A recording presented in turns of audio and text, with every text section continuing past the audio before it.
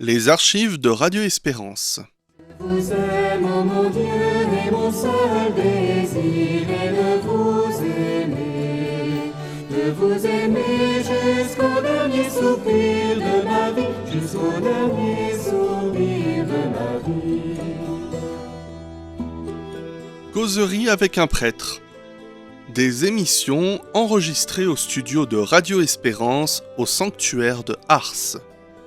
Aujourd'hui, une émission du 29 janvier 2021.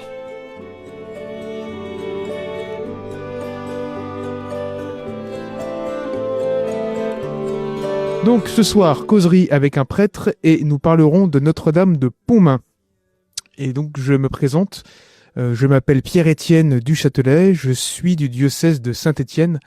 Et ce soir, nous passerons une heure ensemble en compagnie du Père Didier Gaud. Bonsoir Pierre-Étienne. Alors, Père Didier, vous êtes prêtre du diocèse de Béléars, vous êtes aussi de la Société Saint-Jean-Marie Vianney. Tout à fait. Et vous êtes actuellement en paroisse à Notre-Dame de Bourg. Et on peut dire que vous êtes une vocation tardive, puisque vous avez été ordonné prêtre en 2008, n'est-ce pas? Oui, je suis rentré au séminaire à 41 ans. Ça fait un beau chiffre. Presque 42 pour Saint-Étienne. On est passé pas loin. Et puis vous avez été pendant 17 ans secrétaire en mairie. Voilà, c'est ça, à Saint-Gilles-en-Genevois, en Haute-Savoie. Donc déjà un beau parcours par le passé. Et vous étiez au séminaire ici à Ars. Voilà, j'ai fait tout mon séminaire ici à Ars. D'accord. Avec Monseigneur Bataille comme supérieur. Monseigneur Bataille qui est l'actuel évêque de Saint-Étienne. En effet. Alors, ce soir, mon père, nous allons parler de Notre-Dame de Pontmain. Parce que cette année, nous fêtons un anniversaire. Le 150e anniversaire de l'apparition, de l'unique apparition de Notre-Dame de Pontmain. Donc ça se fête, ça s'arrose. Oui, alors seulement il y a eu quelques difficultés à cause du Covid. Oui. Il n'a pas pu fêter exactement comme il voulait. Mais espérons que l'Esprit Saint trouvera un moyen pour faire que la fête soit belle. En tout cas, vous verrez que la Sainte Vierge nous donne un enseignement plein d'espérance dans son message. Et ça, on va découvrir ça tout de suite. Du coup, je vous propose qu'on commence à parler justement de cette apparition, d'aborder le contexte, comment ça s'est passé et comment on va voir au cours de cette heure le déroulement de cette apparition que vous allez nous narrer maintenant. Merci Pierre-Étienne. Voilà, donc Pontmain est un village de la Mayenne, donc qui en 1871 comptait moins de 100 habitants. Depuis le mois de novembre 1836, le curé était l'abbé Michel Guérin. Le curé Guérin était un prêtre qui avait une réputation certaine de sainteté. Et d'ailleurs, j'ouvre une parenthèse pour dire que l'abbé Guérin avait entendu parler du curé d'Ars et il avait écrit au curé d'Ars pour lui demander un renseignement, l'éclairer sur un point. Malheureusement, la réponse du curé d'Ars n'est pas arrivée. Alors, il n'est pas certain que le curé d'Ars ait lu la lettre. C'est peut-être l'abbé Raymond, le pauvre abbé Raymond, qui était pas toujours très aimable, oui, qui a peut-être vu cette lettre. Enfin, voilà. Donc, et les gens de Pontmain font facilement le lien entre l'abbé Guérin et le curé d'Ars. C'était moins voyant, mais il avait une très forte réputation de sainteté et il aimait beaucoup la Sainte Vierge. D'accord. Il y avait aussi à Pontmain 3 religieuses, Sœur Timothée, la supérieure, Sœur Vitaline et Sœur Marie-Édouard, de la congrégation Les Adoratrices de la Justice Divine, qui tenait une école mixte. Elle comptait cette école 3 pensionnaires, Augustine Mouton, qui avait 12 ans, Françoise Richer, 11 ans, et Jeanne-Marie Lebossé, qui avait 9 ans. Jeanne-Marie Lebossé, qui a cette particularité d'être la nièce de Sœur Timothée, Sœur Timothée qui était la sœur du père de Jeanne-Marie, puisqu'elle s'appelait dans le monde Perrine Lebossé. Mais venons-en donc au 17 janvier. Ce grand jour. Voilà, ce grand jour, comme vous dites. C'était un mardi. Joseph Barbedette, l'un des voyants, dit dans l'un de ses écrits que cette journée fut une journée ordinaire et que rien ne laissait prévoir ce qui allait arriver en fin d'après-midi. Il précise encore que la neige et le verglas couvraient le sol, que le ciel était clair et que la température était rigoureuse. Alors ce jour-là, bien vers 17h, il faisait presque nuit, Joseph et Eugène, son frère, avec leur père César Barbedette, étaient en train de piler les ajoncs, qui étaient une nourriture des chevaux. Vers 17h30, leur travail fut interrompu par la visite d'une personne du village qui s'appelait Jeannette Détay. Cette personne venait apporter des bonnes nouvelles qu'elle avait recueillies à propos des garçons de Pontmain qui étaient mobilisés pour la guerre de 1870 avec les Prussiens, dont le fils aîné de la famille Barbedette, le frère de Joseph et d'Eugène. On priait beaucoup pour ces militaires et on était très inquiets parce qu'on n'avait pas de nouvelles. Et elle avait obtenu des renseignements, on ne sait trop comment. Et donc une conversation s'engagea et presque aussitôt, Eugène sortit de la grange pour, comme il l'a dit plus tard, voir le temps. Tout à coup, arrêtant ses yeux sur la maison d'Augustin Guy de Coq, qui fait face à la grange de son père, il aperçut une belle dame dans le ciel qui lui souriait. Joseph n'éprouva aucune frayeur. Eugène n'éprouva aucune frayeur. À Jeannette, qui s'en allait, il dit « Jeannette, regardez donc au-dessus de la maison d'Augustin Guy de Coq, si vous ne voyez rien. » « Mon pauvre Eugène, répondit-elle après avoir regardé, je ne vois rien du tout. » Joseph et son père, qui avaient entendu, s'approchèrent pour regarder le ciel. Le père ne vit rien, si ce n'est le ciel parsemé d'étoiles. « Eugène, dit à Joseph, vois-tu bien Joseph ? » « Oh là oui, répondit-il, je vois une belle grande dame. Elle a une robe bleue, et puis des étoiles dorées dessus, et puis des chaussons bleus avec des boucles d'or. Eugène lui dit encore, « Dis donc, Joseph, regarde donc, aussi si elle a une couronne. » Joseph lui a répondu, « Je vois bien une couronne dorée qui va en s'agrandissant, et puis un fil rouge au milieu de la couronne, et puis un voile noir. » Au bout de quelques instants, le père qui ne voyait rien leur dit, « Mais pauvres petits gars, vous ne voyez rien. Si vous voyez quelque chose, nous le verrions bien aussi, nous. Allons, venez piler les ajoncs bien vite. La soupe va être prête. » Puis, s'adressant à Jeannette, « Ne parlez pas de ça, les enfants se trompent, et cela pourrait faire un scandale. »« Soyez tranquille, dit-elle, je ne dirai rien. » Et elle se retira. Sur l'ordre de leur père, Joseph et Eugène ont dû quitter la vision et continuer de piler les ajoncs. Néanmoins, tandis qu'un attrait mystérieux les poussait vers la porte de la grange, leur père, comme si vous voulez, agité par une sorte de remords, dit à Eugène, « Va donc voir si tu vois encore. » Eugène courut à la porte et s'écria tout joyeux, « Oh oui, papa, c'est toujours la même chose. » « Eh bien, dit le père, va chercher ta mère, qui verra ce que c'est. Mais ne dis rien à Louise. Louise, c'était la domestique. Dis seulement à ta mère que j'ai quelque chose à lui dire. » Joseph profita de cette interruption du travail pour aller voir à la porte de la grange. Absorbé par la vision, il battait des mains en criant « Oh, que c'est beau! Oh, que c'est beau !» Mais il ne remarqua pas que sa mère était arrivée. Elle lui donna un coup sur le bras en lui disant « Veux-tu te taire? Mais tu vas enfin te taire? Voilà déjà les voisins qui nous regardent. » « Maman, dit alors Eugène, regardez là-bas, au-dessus de la maison. Ne voyez-vous rien ?» Les deux frères insistaient. « Vous ne voyez donc pas, maman, une belle grande dame avec une robe bleue, un voile noir, une couronne ?»« Je ne vois rien du tout, répondit-elle tout en scrutant le ciel. Quant au père, ému, il regardait et écoutait, les larmes aux yeux.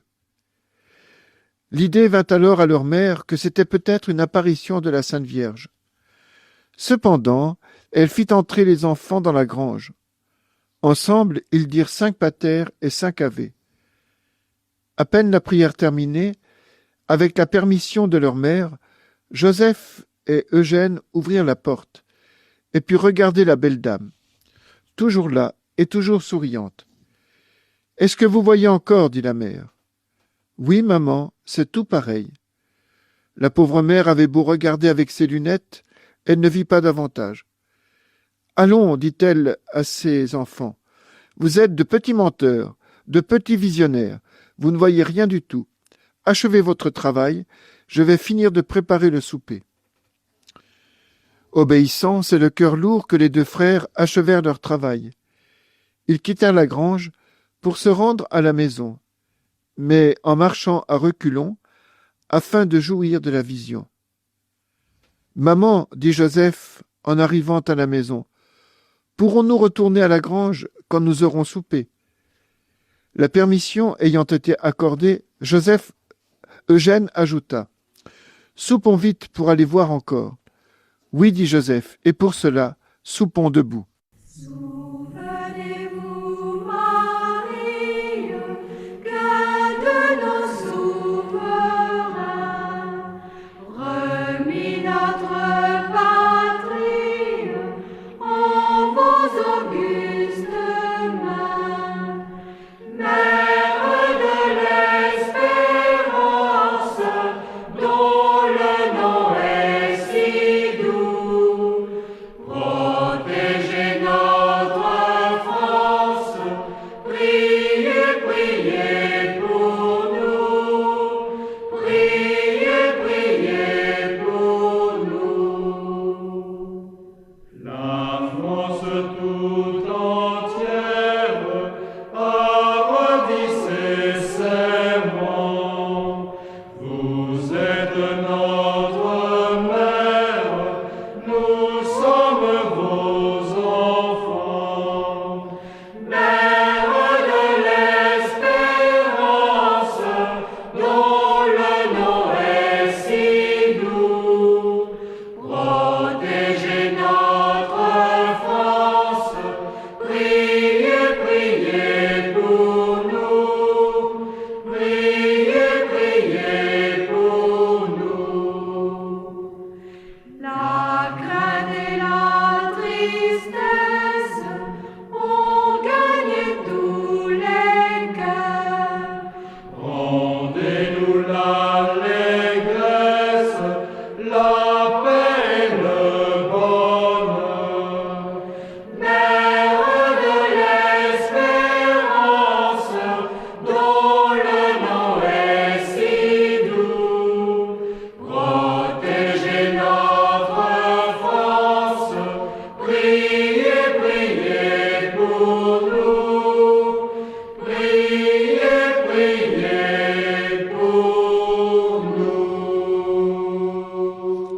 Vous écoutez une rediffusion de l'émission Causerie avec un prêtre, originellement enregistrée le 29 janvier 2021. Le repas terminé, les deux frères regagnèrent la grange, où ils furent de nouveau ravis par la même vision de la belle dame.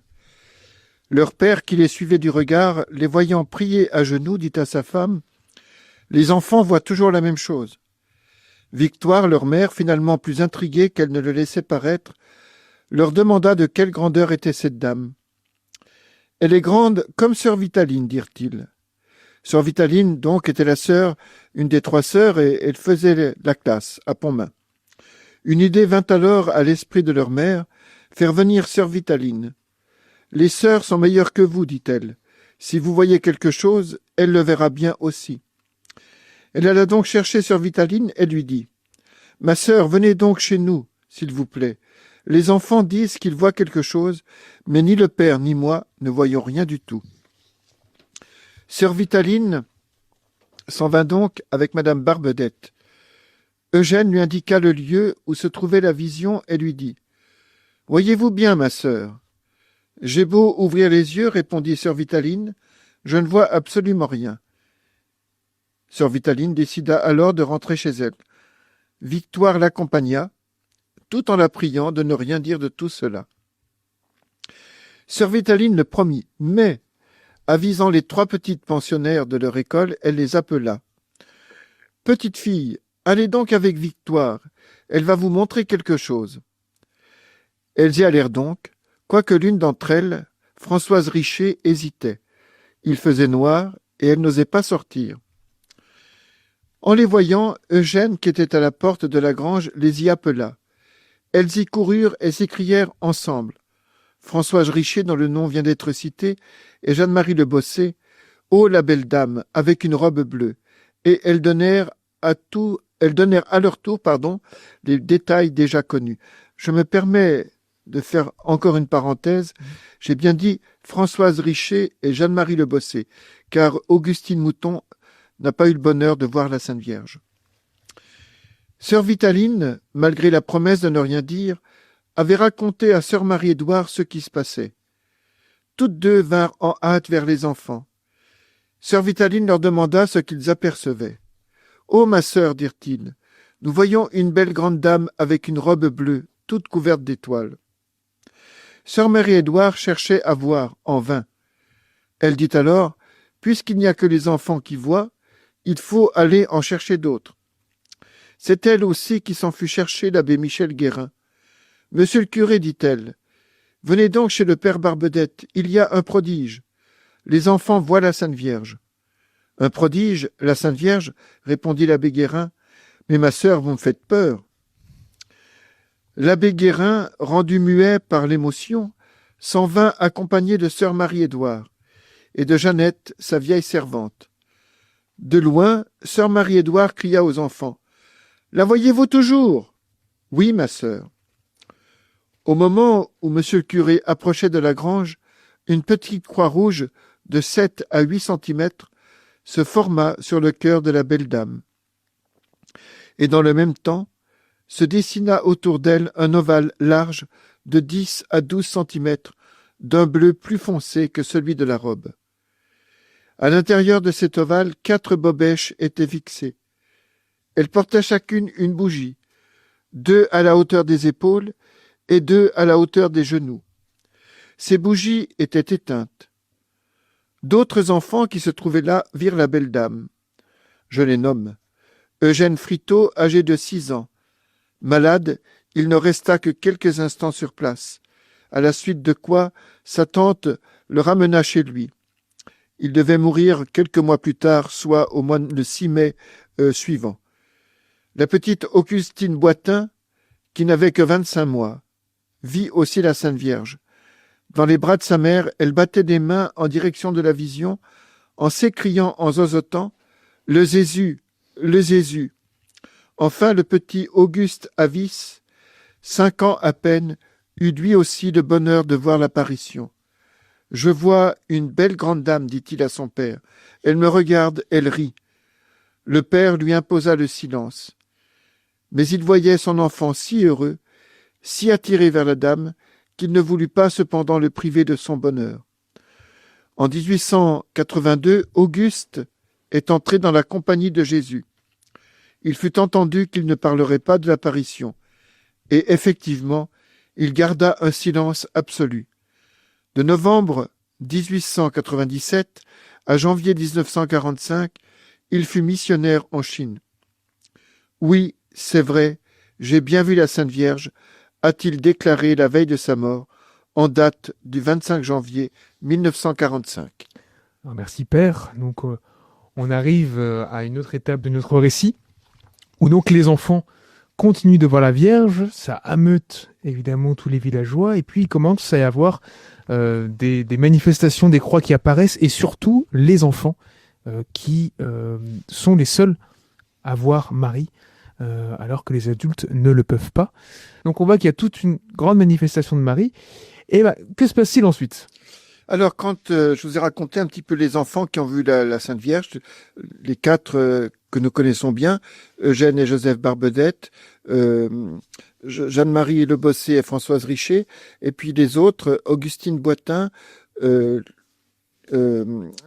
Friteau et Auguste Avis. Et donc à ce moment-là, il y a de l'agitation. Il y a de l'agitation parce que les uns croyaient à la parole des enfants, d'autres pas. Parce que je dis les uns et les autres, parce que à peu près tout le village s'était rassemblé vers la grange Barbedette. Ça fait une centaine de personnes, du coup. À peu près. Oui. Un petit peu moins. Voilà. Donc, certains parlaient en se moquant. C'est alors qu'il se passa quelque chose. Eugène s'écria « La voilà tombée dans la tristesse ». Tous les enfants constatèrent que la dame avait cessé de sourire et pris un air de profonde tristesse. Comme l'assistance continuait à s'agiter, l'abbé Michel Guérin intervint. « Silence ! Si les enfants voient la Sainte Vierge, c'est qu'ils en sont plus dignes que nous. Monsieur le curé, lui dit sœur Marie-Édouard, sans doute avec foi, mais aussi avec curiosité. Monsieur le curé, lui dit sœur Marie-Édouard, si vous parliez à la Sainte Vierge. Hélas, ma sœur, je ne la vois point, que lui dirais-je? Prions, dit l'abbé Guérin, récitons le chapelet. Le chapelet terminé, beaucoup se plaignaient de la rigueur du froid. César Barbedette leur proposa d'entrer dans la grange. Eugène, Joseph, Françoise et Jeanne-Marie, quant à eux, restèrent sur le seuil. À la demande de sœur Marie-Édouard, on entonna le Magnificat. C'est alors qu'apparut une grande banderole blanche d'environ 90 cm, 1 mètre de large, et longue comme la maison Guy de Coq, au-dessus de laquelle se tenait la belle dame. Progressivement, une inscription se fit en lettres dorées sur cette banderole, ressemblant à une toile blanche bien tendue. Tout d'abord, ce fut le mot « mais », et à la fin du Magnificat, on pouvait lire « mais priez, mes enfants ». Toujours à la demande de monsieur le curé, sœur Marie-Édouard entonna les litanies de la Sainte Vierge. Une autre phrase apparut « Dieu vous exaucera en peu de temps ». Donc, la première phrase à s'inscrire « Mais priez, mes enfants, Dieu vous exaucera en peu de temps ». Un gros point doré terminait cette phrase. Donc on remarque que Marie ne parle pas directement, mais c'est sur cette banderole qu'elle adresse son message. Elle ne parle pas du tout. La femme d'Augustin Guy de Coq, excédée de ne rien voir, était rentrée chez elle. Mais poussée par la curiosité, elle revint.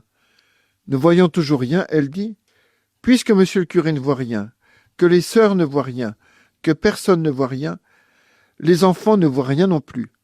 Ils ont la berlue. » Elle repartit pour rentrer chez elle, mais, arrivée à mi-chemin, tout en regardant au-dessus de la maison, elle sentit les forces lui manquer, et d'un bloc, elle tomba sur la neige.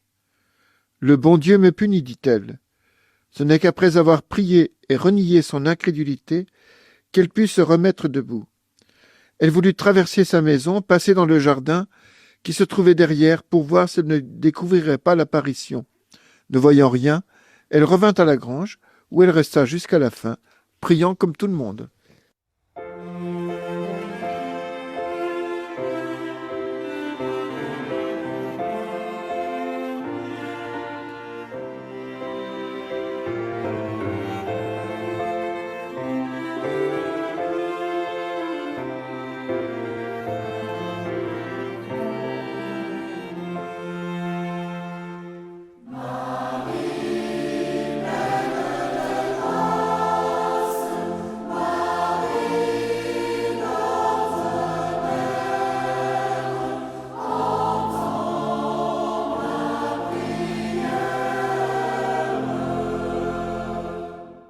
Marie de nos souffrances, Marie de nos présents, Marie de nos méfiances, Marie de nos passions, Marie de nos naissances, Marie de nos pardons.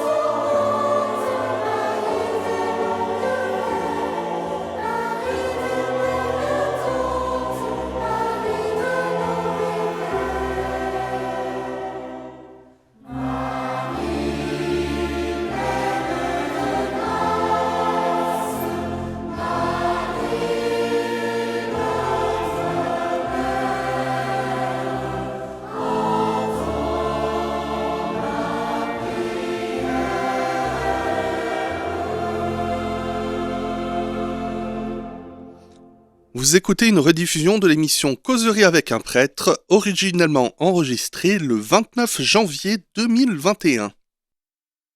Nous étions dans ce récit où Marie commence à annoncer un message sur une banderole où il n'y a que les enfants qui peuvent la voir, et on entre dans la dernière partie de ce récit avant de répondre aux questions. Donc, qu'est-ce qui se passe à ce moment-là? Voilà, donc je vous ai dit, mon cher Pierre-Étienne, que, et vous, chers amis auditeurs, que la femme d'Augustin Guy de Cox était incrédule, donc il s'est passé quelque chose, elle a dû renier son incrédulité devant Dieu, et puis ensuite elle est venue prier. Et donc, à ce moment-là, monsieur le curé, qui avait demandé à ce qu'on prie les litanies de la Sainte Vierge, eh bien on arrive à la fin des litanies, et il fait chanter un chant qui s'appelle en latin l'Inviolata, c'est-à-dire vous êtes la Vierge pure. Et les enfants dirent à ce moment-là, voilà quelque chose qui se fait. Sur cette nouvelle ligne, sur une nouvelle ligne, au-dessous de la première, des lettres dorées, comme pour la première ligne, apparurent. Et les enfants ont vu écrit « Mon fils ». Alors, inévitablement, à ces mots, lus et répétés, une vive émotion se répandit parmi les assistants. Plus de doute, c'est la Sainte Vierge. Après l'Inviolata, on entonna le Salve Regina, qui en français se traduit « Salut aux reines ». D'autres mots continuèrent à se former. « Se laisse ». Donc, mon fils se laisse. Sœur Vitaline ne voulait pas qu'il y ait le mot laisse. Mon fils se laisse, disait-elle, cela ne veut rien dire. Il doit y avoir mon fils se lasse. Du tout, ma sœur, il y a un i. C'est mon fils se laisse. Tandis qu'elle insistait, les enfants dirent « Mais ma sœur, attendez donc, ce n'est pas encore fini, voilà encore des lettres. » À la fin du Salve Regina, les enfants purent lire « Mon fils se laisse toucher ». Un gros trait d'or de 8 à 10 cm soulignait cette seconde ligne, qui se terminait sans ponctuation. L'abbé Guérin dit à sœur Marie-Édouard « Chantez un cantique à la Sainte Vierge ». La sœur entonna « Mère de l'Espérance ». À ce moment-là, la Sainte Vierge éleva les mains à la hauteur des épaules, la paume tournée vers les enfants. Elle les regardait en souriant. Devant cette vision qui les ravissait, les enfants battaient des mains en criant « Voilà qu'elle rit, oh qu'elle est belle, oh qu'elle est belle !» La Sainte Vierge remuait les doigts, semblant accompagner le chant. Vers la fin de ce cantique, l'inscription disparut tout d'un coup, comme si un rouleau couleur du ciel eût passé en commençant à leur droite, elle est enroulée sur lui-même. L'abbé Guérin fit chanter mon doux Jésus. Les enfants dirent alors « Voilà qu'elle retombe dans la tristesse. » Encore quelque chose qui se fait. Pardon. En effet, une croix rouge haute de 50 cm, une croix rouge haute de 50 cm environ, parut en avant de la Sainte Vierge, qui abaissa les mains pour la prendre et la tenir devant elle. J'attire votre attention, la Sainte Vierge tenait le crucifix comme le prêtre tient le Saint-Sacrement lorsqu'il tient l'ostensoir. Je ferme la parenthèse. Le Christ, attaché à la croix, avait la tête un peu inclinée à gauche, nullement penché ni en avant ni en arrière. Au-dessus de la croix, à l'extrémité du bâton de la croix, était un second croisillon, plus court que celui auquel les bras étaient attachés.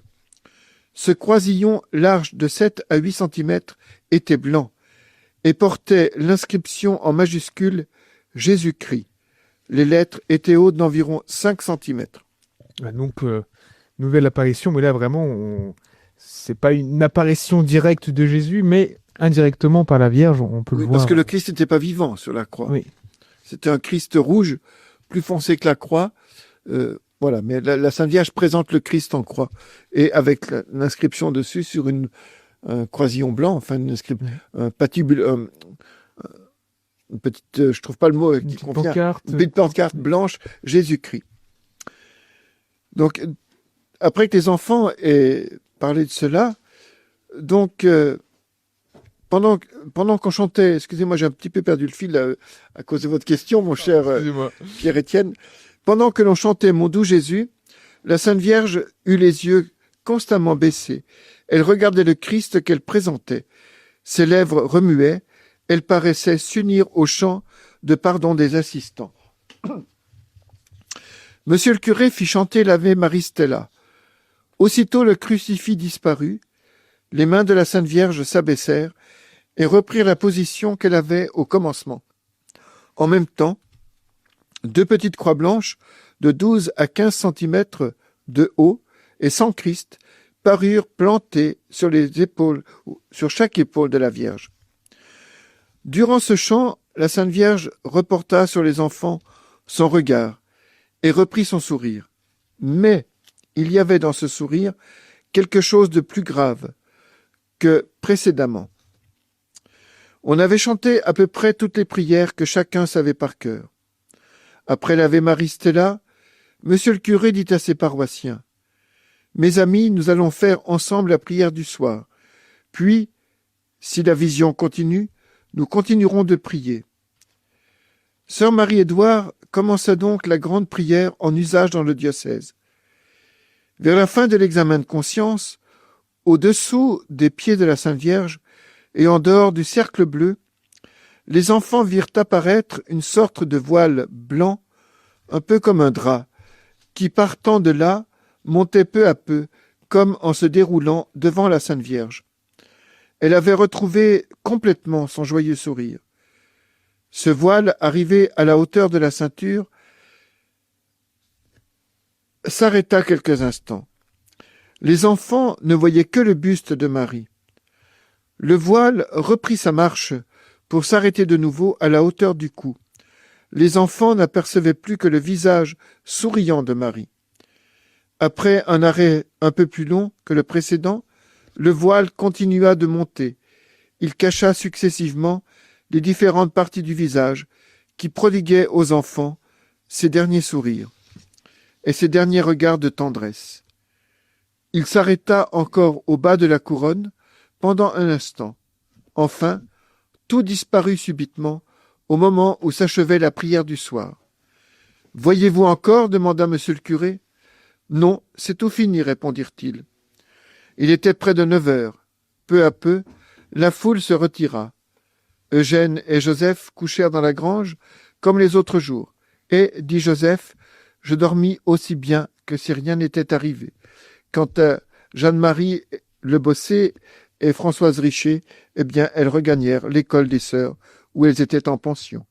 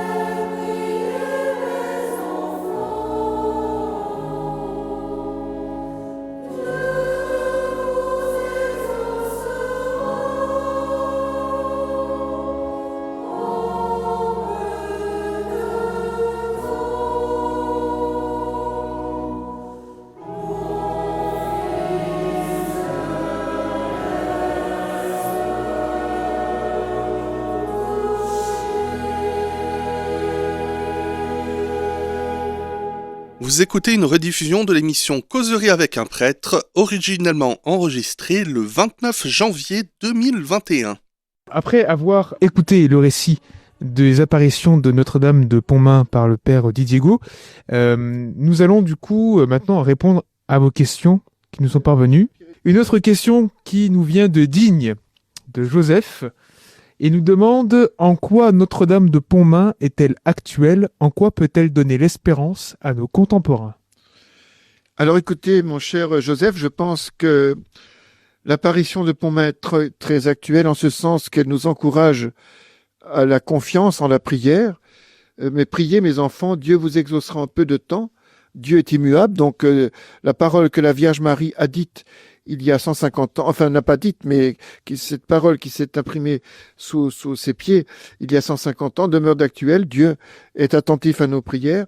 Puis je vous dirais, écoutez, vous savez aussi bien que moi que nous sommes en pleine épidémie, donc plutôt que de se lamenter devant nos écrans en disant il y a tant de malades, tant de contaminés, tant de décès, et on va être confinés, eh bien peut-être retrouvons le sens de la prière et demandons à Dieu, par l'intercession de la Sainte Vierge, de nous délivrer de cette pandémie. Mais priez, mes enfants, Dieu vous exaucera en peu de temps. Mon fils se laisse toucher. Non seulement pour les soldats de Pontmain qui étaient mobilisés à la guerre, dont on n'avait pas de nouvelles vraiment, mais aussi en ce temps d'épidémie. Je crois que nous avons à retrouver le chemin de la prière. Pas plus tard qu'hier, un prêtre me disait « Il faudrait que les gens mettent le genou en terre. » Eh bien oui, voilà, se mettre à genoux, prier Dieu. Voilà, donc c'est pour cela que le message de Pontmain non seulement demeure actuel, mais demeurera actuel. Merci beaucoup Père Didier pour ce message d'espérance, qui est très vrai d'ailleurs.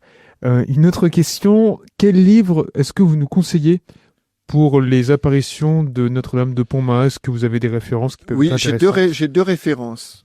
Alors j'en ai un premier qui est écrit par l'abbé Joseph Barbedette, donc qui est, ou plutôt le père Joseph Barbedette, qui est un voyant, qui est entré chez les Oblats de Marie Immaculée et qui a écrit un récit de l'apparition. D'ailleurs, je me suis inspiré de son récit pour présenter ce soir l'apparition de Pontmain. Donc, c'est facile. Vous le trouvez au sanctuaire de Pontmain. Il suffit d'écrire au sanctuaire. Et il y en a un deuxième qui a été écrit par un prêtre qui a vécu au moment des apparitions. Je me rappelle plus son prénom, mais en tout cas, c'est un message un petit fascicule assez court. C'est l'abbé Richard, mais je me rappelle pas son prénom. Voilà. Donc c'est un petit écrit par l'abbé Richard, et il a quelque chose de très intéressant. L'abbé Richard, c'est qu'en fait, bien sûr, on fait parler les enfants en français, mais il parlait il parlait dans le patois de Pontmain, comme à Lourdes, Bernadette parlait le patois de Bigorre. Vous voyez, les enfants, par exemple, ils parlaient ils parlaient pas en français, c'était en patois.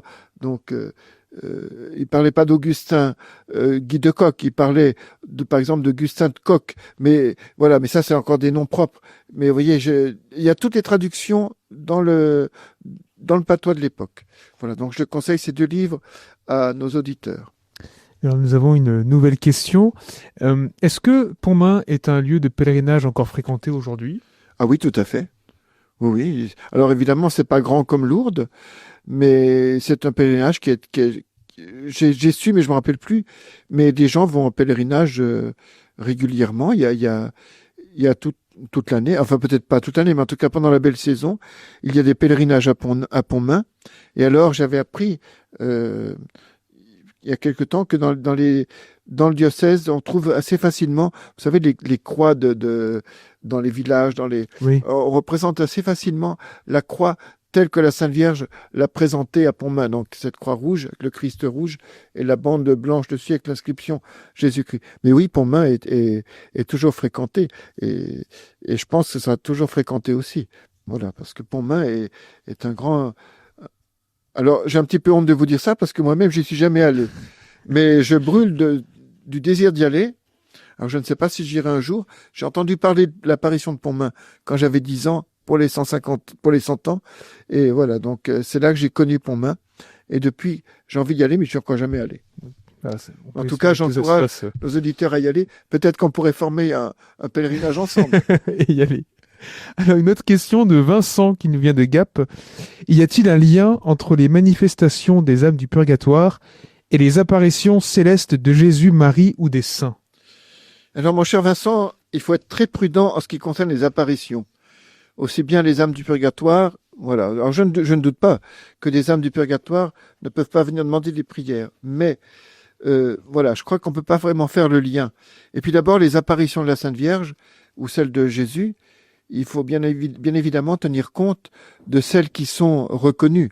Les autres, faut être très, très vigilant. Vous savez, on était à une époque où on fait un petit peu dire à la Sainte Vierge tout ce qu'elle a dit et aussi tout ce qu'elle n'a pas dit. Donc, voilà. Mais je pense pas qu'il y ait un lien direct. Voilà. Je peux pas vous en dire plus. Je vous encourage simplement à la prudence. Ce qui, en effet, ce qui est bien, en effet. Nouvelle question de Mario, qui nous vient de Bourg-en-Bresse. Dans les apparitions mariales, la Vierge parle peu. Or, ici, notamment pour Pontmain, on trouve beaucoup de symboles. Par contre, à l'inverse, à Medjugorje, elle parle beaucoup. Qu'est-ce que vous en pensez de cela? Alors écoutez, le problème, c'est que moi, je suis pas dans le cœur de la Sainte Vierge. Donc, je peux pas vous dire. Il n'y a qu'une chose que je peux vous dire, c'est que d'abord, la Sainte Vierge dit que ce qu'elle a à dire. Et puis à Medjugorje, je ne dis pas que c'est faux, mais c'est pas encore reconnu. Donc, pour Prudence le moment, encore. Ouais. prudence, voilà. Donc, je ne dis pas que c'est faux, je maintiens, mais voilà, il faut être prudent parce que aujourd'hui, on n'en sait rien. Quand l'Église se prononcera, vous savez, Notre-Dame du Lot, elle a mis presque 4 siècles pour reconnaître. Hein. Donc voilà. Alors que Pontmain, oui, c'était reconnu rapidement. C'était reconnu au mois de février 1872, donc un petit peu plus d'un an après. Et puis pour Medjugorje, comme on sait que pour Dieu, 1000 ans sont comme un jour, du coup, Oui, on voilà. a tout le temps qu'il faut. Puis après, la Sainte Vierge dit ce qu'elle veut, et puis voilà. Donc, vous savez, il y a quelque chose qui échappe quand même à l'entendement humain. Hein. Oui, complètement. Et au-delà de nos cases et de nos conceptions. Tout à fait. Puis au ciel, on voit pas les choses comme nous. Qu'est-ce que vous voulez? C'est d'une autre dimension. Oui, on verra ça un jour. Oui, mais en attendant, on va continuer à avoir les questions. On va continuer. Une question de Paulette qui nous vient de Saône-et-Loire. L'une des petites filles, celle qui se nomme Mouton, n'aurait pas vu l'apparition. Pourquoi n'aurait-elle rien vu?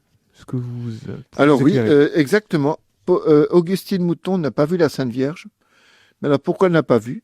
Vous savez, à Lourdes, il y avait la première apparition, il y avait 3 petites filles. Il y avait Bernadette, il y avait sa sœur Toinette, et il y avait leur amie, là, toutes les deux, Jeanne Abadi, qu'on appelait Baloum. Et il y a Bernadette qui a vu, et quand elle leur a dit « N'avez-vous rien vu ?» « Non. Et toi, qu'as-tu vu ?» Alors, rien. Mais à Fatima, Lucie a vu la Sainte Vierge, Jacinthe a vu la Sainte Vierge, François a vu la Sainte Vierge, mais par contre, seule Lucie a parlé avec la Sainte Vierge, Jacinthe entendait, mais François a vu, mais n'a pas entendu. Vous savez, il y a quelque chose auquel on ne peut pas répondre. C'est la liberté du bon Dieu, c'est la liberté de la Sainte Vierge. Pourquoi est-ce qu'elle n'a pas vu? Je n'ai pas la réponse. Mais tout le monde n'a pas vu, puisque la mère n'a pas vu, les sœurs n'ont pas vu. Vous voyez, l'abbé Pontmain, qui était un grand dévot de la Sainte Vierge, aurait dû être le premier à voir la Sainte Vierge. L'abbé Guérin, pas l'abbé Pontmain. L'abbé Guérin qui était curé de Pontmain. L'abbé Guérin, il avait acheté pour toutes les familles de ses paroissiens une statue de la Sainte Vierge. Et à partir de là, dans toutes les familles, on disait tous les jours le chapelet. Eh bien, l'abbé Pontmain n'a pas vu la Sainte Vierge. Qu'est-ce que je vous dis? Voilà, il y a une certaine liberté qu'il faut laisser au bon Dieu, puis accepter de ne pas tout saisir, de ne pas tout comprendre. Merci. J'avais une question. Quand on voit à la Salette une exhortation de la Vierge à prier, à d'arrêter les injures aux 2 enfants, Massima et Mélanie, on voit à Lourdes où Marie se dit qu'elle est l'Immaculée Conception. Là, quel message veut nous passer Marie? Elle dit être priée, mais dans quel contexte ça vient? Alors écoutez, donc je l'ai déjà dit un petit peu, donc on était en pleine guerre de 1870 avec les Prussiens, et on était très inquiets pour les garçons de Pontmain qui étaient mobilisés. Et le dimanche d'avant, donc quand l'abbé Guérin a voulu faire prier, je crois que c'est le cantique Mère de l'Espérance, eh bien les paroissiens ont dit non, on ne prie pas, ça sert à rien. Alors l'abbé Guérin était un peu déconcerté par l'attitude de ses paroissiens. Et parce qu'évidemment, ils priaient, mais il n'y avait pas de nouvelles, il n'y avait rien qui se passait. Et donc, c'était le dimanche 15 janvier, et le mardi, la Sainte Vierge répond par ce message, on ne prie pas, ça ne sert à rien, et elle répond, mais priez mes enfants. Il y a ce mais qui est d'une grande importance, mais priez mes enfants, Dieu vous exaucera en peu de temps, mon fils se laisse toucher. Et je peux vous dire, parce que c'est écrit dans l'histoire du village de Pontmain, que tous les enfants de Pontmain qui avaient été mobilisés pour être soldats pendant la guerre de 1870 sont rentrés au village. Tous. Comme quoi la prière... Et l'armistice avec la Prusse a été signé quelques jours après. Ouais. La prière est efficace. Et Marine va donner Alors, une preuve. nous devons croire à l'efficacité de la prière. Y aller de tout cœur, surtout aujourd'hui. On en a vraiment besoin, et en tout temps. Une autre question, que sont devenus les voyants après? Alors, les voyants, il y a les 4 officiels. Donc, j'ai dit, il y a Eugène Barbedette, Joseph, son frère. Donc, Eugène était né le 4 novembre 1858. Lui, il est devenu curé. Il a été ordonné prêtre en 1883. Et c'était un prêtre zélé, fervent et intransigeant. Voilà. Et il est mort le 2 mai 1927. Il est enterré là où il était curé, dans le cimetière de Châtillon-sur-Colmont. Joseph Barbedette, lui, est devenu oblat de Marie Immaculée. Il a été ordonné prêtre 1 an après son frère, en 1884. Donc c'est à la demande de ses supérieurs qu'il a écrit le livre dont j'ai parlé il y a quelques instants, et il est mort le 3 novembre 1930. À sa demande, il a été enterré, et il est toujours enterré au cimetière de Pontmain. On peut encore visiter sa tombe, d'ailleurs comme celle d'Eugène, au cimetière de Châtillon sur Colmont. Françoise Richer, donc, elle est restée dans le monde. Alors, elle est devenue gouvernante de l'abbé Eugène Barbedette, mais elle est décédée assez rapidement, en ce sens que elle est la première non pas tout à fait la première, parce que j'ai parlé d'Eugène Friteau, mais de ceux qui sont devenus adultes. Elle est morte le 28 mars 1915. Elle est enterrée, elle aussi, dans le cimetière de Châtillon-sur-Colmont. Quant à Jeanne-Marie Le Bossé, elle est devenue religieuse, pas dans la même congrégation que sa tante. Comme Françoise Richer, elle était née en 1861, et elle est rentrée chez les sœurs de la Sainte Famille de Bordeaux. Voilà, et donc elle est morte le 12 décembre 1933, et elle est enterrée dans le cimetière central de Bordeaux, dans le caveau de sa communauté. Quant à Eugène Friteau, eh bien, il est mort quelques semaines après l'apparition, je crois que c'était le 6 mai 1871. Et puis la petite Augustine Boitin, qui avait 25 mois, eh bien, après a abandonné toute pratique religieuse. Et puis, elle qui disait le Jésus. Et puis, le père Avis, donc, est mort au missionnaire en Chine, en 1945. Donc, ça a quand même marqué profondément ces enfants qui... Oui, alors, qui la petite Boitin, pas plus que ça, puisque, vous voyez, elle a abandonné toute pratique, mais bon, un esprit d'un enfant de 25 mois. Par contre, elle a bien vu, puisque elle a tendu les bras vers le ciel en disant le Jésus. Donc on voit que c'est quand même 3 sur 4 sont rentrés en vie religieuse, c'est quand même ce qui n'est pas rien, en tout cas. Et puis ça marque ce genre d'événement. Écoutez, merci beaucoup, Père Didier, pour ce récit de la désapparition de Notre-Dame de Pontmain. Merci à vous, chers auditeurs. Ajouter quelque chose, si on peut permettre, mon cher Pierre-Étienne, c'est que l'abbé Guérin était un prêtre qui avait une grande confiance en la Sainte Vierge. Et alors, il avait fait restaurer l'église de Pontmain, qui était vraiment en mauvais état quand elle est arrivée, et il avait fait peindre le plafond exactement comme la Sainte Vierge apparaîtra, avec un plafond bleu foncé et étoilé. Et puis, il avait fait mettre sur l'autel de la Sainte Vierge 4 bobèches, et il éclairait les cierges le samedi, quand il disait la messe, en l'honneur de la Sainte Vierge. Et vous voyez que la Sainte Vierge lui a répondu point par point. Alors, ce que j'ai pas dit, par rapport à l'abbé peut-être que j'en ai fait allusion, à l'abbé Guérin, c'est que il est Sa cause est introduite à Rome. Donc, il est en... Je sais plus, j'ai pas le document sous les yeux. Voilà. Merci, mon cher. Non, c'est pas la bonne feuille que j'ai. Ah. Voilà, enfin, peu importe. Sa cause a été introduite à Rome le 1er juin 2013. Donc, il est aujourd'hui vénérable. Et donc, on peut lui demander des grâces. Et ces grâces peuvent servir, si elles sont reconnues, pour son procès de béatification et peut-être de canonisation. C'était les archives de Radio Espérance avec l'émission Causerie avec un prêtre. Des émissions enregistrées au studio de Radio Espérance au sanctuaire de Ars. Je vous aime, ô mon Dieu et mon Sauveur.